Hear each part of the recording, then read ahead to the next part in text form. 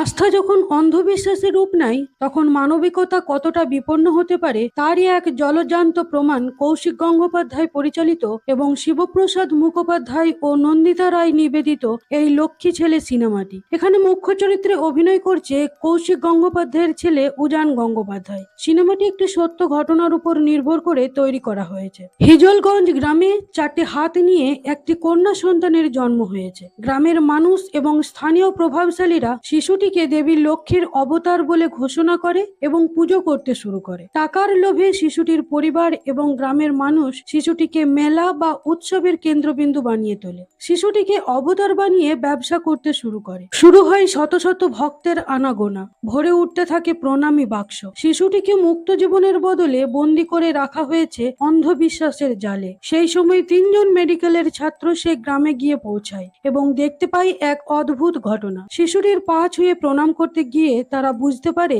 শিশুটির আসলে জ্বর ও মেডিকেল সমস্যা রয়েছে, কিন্তু তার পরিবারকে জানালে তারা চিকিৎসা করতে অস্বীকার করে। তখন সমাজ আর ধর্মের তোয়াক্কা না করে সেই অসহায় শিশুটিকে বাঁচানোর এক অবিশ্বাস্য লড়াইয়ে নেমে পড়ে এই 3 তরুণ। কিন্তু তার ফল হয় মারাত্মক। এই লক্ষ্মী ছেলে ছবিটা শুধু একটা সিনেমার গল্প নয়, এটা আমাদের সমাজ, ধর্মীয় কুসংস্কার আর মানবতার মুখে বসানো একটা বড় আয়না, যেটা বুঝিয়ে দেয় অন্ধভক্তির চেয়ে মানুষের প্রাণ ও ভালোবাসার মূল্য অনেক বেশি। তো বন্ধুরা, এই সিনেমাটার এক্সপ্লেনেশন ভিডিও চাইলে আমার চ্যানেল ফিল্মসারকে সাবস্ক্রাইব করে নিন।